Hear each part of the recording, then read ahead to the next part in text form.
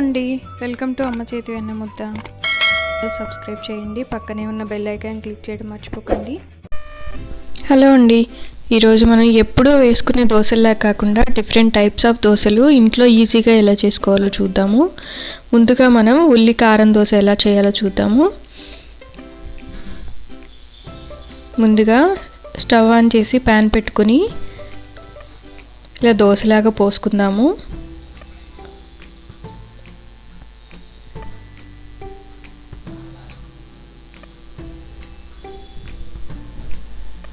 దానిపైన కొంచెం కారం పొడి చల్లుతున్నానండి.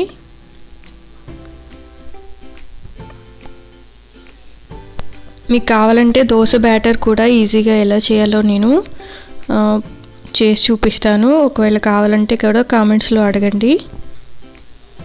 తర్వాత దీనిపైన కొంచెం ఆనియన్స్ కూడా చల్లుకుందాము. ఉల్లిపాయలు సన్నగా తరిగి పెట్టుకోవాలి.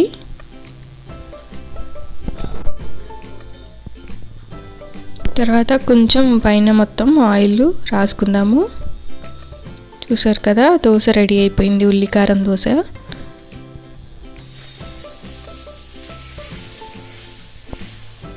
నెక్స్ట్ వచ్చేసి ఆనియన్ దోశ ఎలా చేయాలో చూద్దాము. ముందుగా దోశ వేసుకుందాము. మనకి దోశ బ్యాటర్ పర్ఫెక్ట్గా ఉంటేనే దోశ అనేది కూడా పర్ఫెక్ట్గా వస్తుందండి.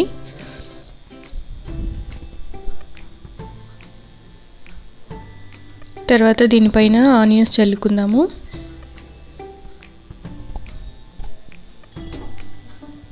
కొంచెం అల్లం ముక్కలు, సన్నగా తరిగిన అల్లం ముక్కలు,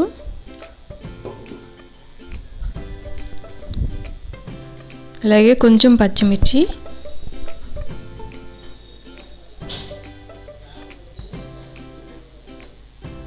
కొంచెం జీలకర్ర మొత్తం చల్లుకున్న తర్వాత పైన ఆయిల్ కూడా రాద్దాం కొంచెం.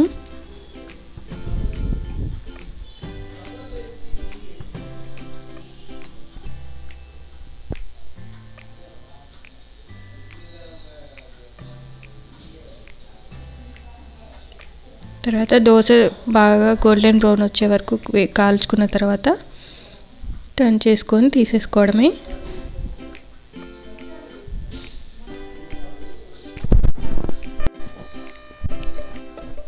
నెక్స్ట్ కారం బటర్ దోశ ఎలా వేసుకోవాలో చూద్దామండి. దీనికి బటర్ అవసరం అవుతుంది. మీ దగ్గర బటర్ లేకపోతే మీరు నెయ్యి కూడా వాడుకోవచ్చు. ముందుగా ఇలా దోశ పోసుకోవాలి.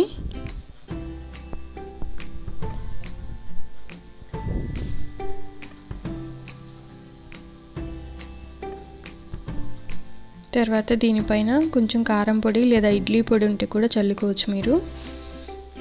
తర్వాత బటర్ని ఒక క్యూబ్ లాగా కట్ చేసి మొత్తం దోశ మొత్తం స్ప్రెడ్ చేయాలి.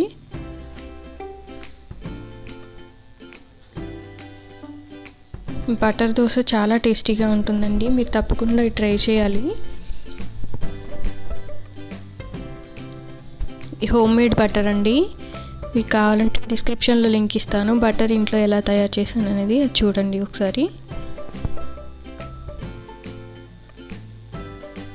దోశకు వేగిన తర్వాత తీసుకోవడమే మనం. ఇలా ఎప్పుడూ వేసే దోశలాగా కాకుండా ఇలా డిఫరెంట్ టైప్స్ ఆఫ్ దోశలు మీరు కూడా ట్రై చేయండి. మీకు ఎలా కుదిరాయో కూడా నాకు కామెంట్స్లో తెలియజేయండి.